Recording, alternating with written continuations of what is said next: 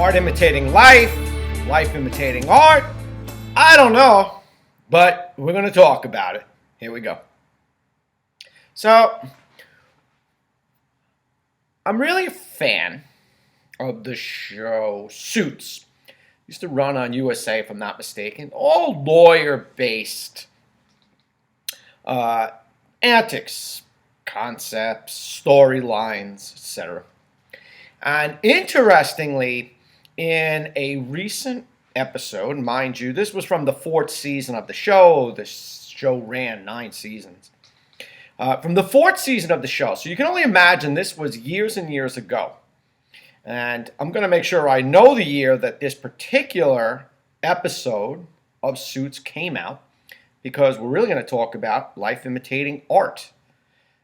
And this was done, and I want you to just watch this clip from the show Suits, and we're going to come back, and we're going to discuss it. Here we go. Jim Pembry. I worked with Jim at the U.S. Attorney's Office. On the Arthur Cohen prosecution. I believe he did some work for me. You believe? You sent him over 1,200 emails on that case over 4 years. If you say so. Actually, your computer records say so. And I could read them all, but I'd rather start with my favorite.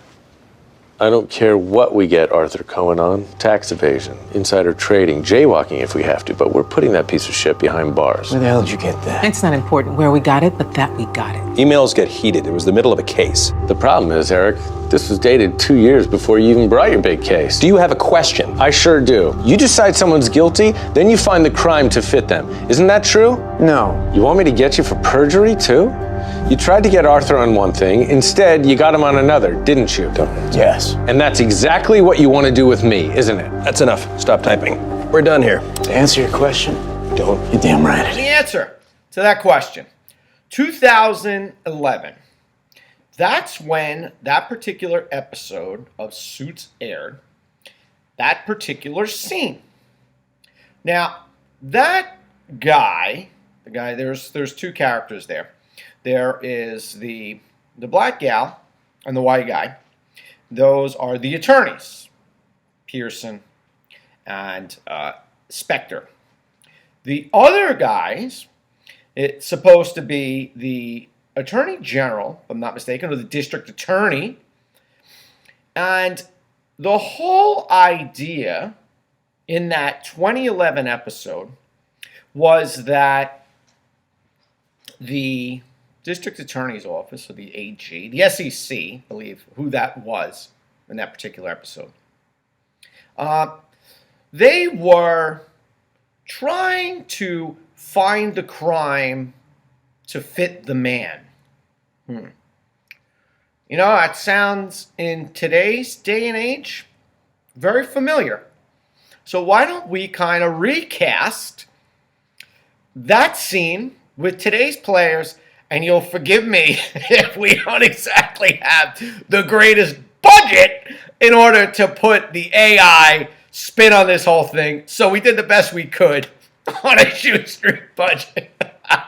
All right, roll the clip with today's players. Here we go. Who's Jim Pembry? I worked with Jim at the U.S. Attorney's Office. On the Arthur Cohen prosecution.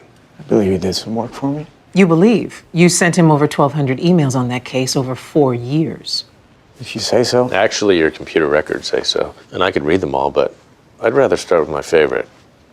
I don't care what we get Arthur Cohen on. Tax evasion, insider trading, jaywalking if we have to, but we're putting that piece of shit behind bars. Where the hell did you get that? It's not important where we got it, but that we got it. Emails get heated. It was the middle of a case. The problem is, Eric, this was dated 2 years before you even brought your big case. Do you have a question? I sure do. You decide someone's guilty, then you find the crime to fit them. Isn't that true? No. You want me to get you for perjury, too? Does that work for you? Does that make sense? Lavrentili Beria, who was a police chief under Stalin, he essentially was the man attributed to this statement. Show me the man, and I'll show you the crime. All right? Under the Stalin regime. So here you have somebody, Letitia James, that ran on that particular rhetoric that she was going to be a pain in Donald Trump's ass And that's what she ran on. And now she sought to find this criminalistic activity in order to indict him for wrongdoing. And what is she doing? She's pointing to a crime, to a very nebulous RICO type of a charge, racketeering in this case. He organized the problem to then create a solution.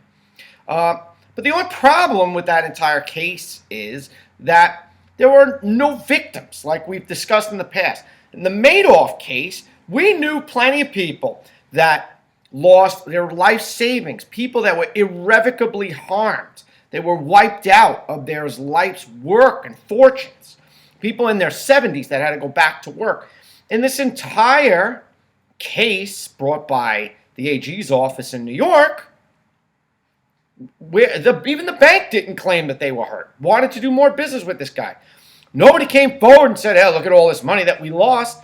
Yet, they're chasing this guy for hundreds of millions of dollars. And you have to ask yourself why. Like I said, James ran on this particular message that she was going to go get him. Watch this. Say, show me the man and I'll show you the crime. And that is really pretty much the inspiration for Letitia James, the Attorney General who ran the case and who, when she ran for office, made taking down Trump a central part of her campaign. I will never be afraid to challenge this illegitimate president. He should be charged with obstructing justice.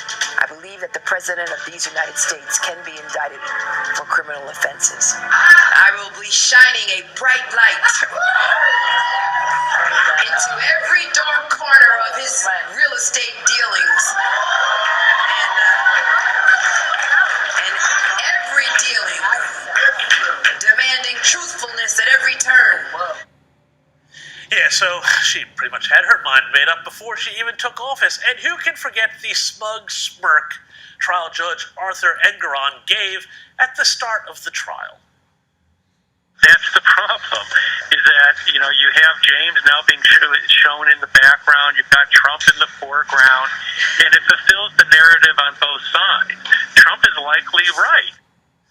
Pretty happy with himself there. Did I hit that on the head or what? Even the guy. Show me the man and I'll show you the crime.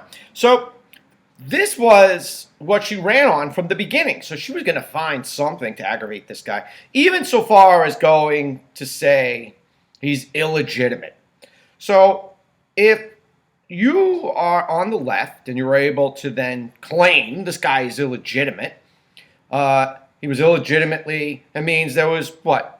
He wasn't voted into the office properly. So if the right, folks on the right saying, well, Biden wasn't legitimately elected, well, then again, be consistent in how you judge these things. It's crazy. And it's leading us down the path to being a banana republic because there's no more truth, there's no more facts, there's nothing but spin.